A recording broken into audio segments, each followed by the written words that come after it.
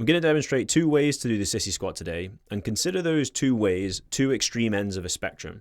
One is going to be an easy way of doing it, and the other way is going to be a hard way of doing it. According to the difficulty level that you want to train at, you can adjust it anywhere between these 2 extremes. But first, you have to make sure that this corner of the pad here sits at the back of your legs, so that when you're sat at the bottom, you can see there, the back of my thighs, as my bum is touching the little box, my thighs are kind of being supported a little bit by this corner of the pad. And to adjust it, there's this little mechanism here, which is this one needs to unscrew and this one needs to unscrew, but this one has a spring-loaded bolt within it as well. So you unscrew it first, and then when you pull that out, it then frees up the ability for it to slide up and down. You can see here, pull it out, and then it'll find the right hole. Then you tighten it up.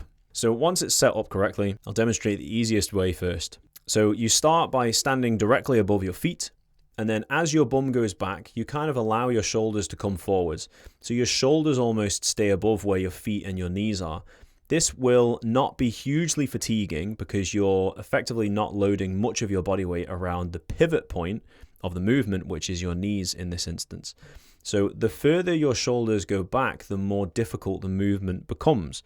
So if you want the more difficult version of the exercise, we start hands behind our backs. Before you even descend downwards, you make sure that your shoulders are behind your hips and behind your knees, and then you never let your shoulders go in front of your hips. So you keep the weight loaded back, shoulders stay behind where the hips are, and at the bottom here, this is still behind this, and there's a lot more pressure going around my knee joint when I do it like this in comparison to the other way. When you get towards the top as well, if you squeeze your bum and push your hips right the way through, this will keep tension on your quads the entire time. So you never really get a rest. It's a great exercise, and it's a fantastic way to develop your quads.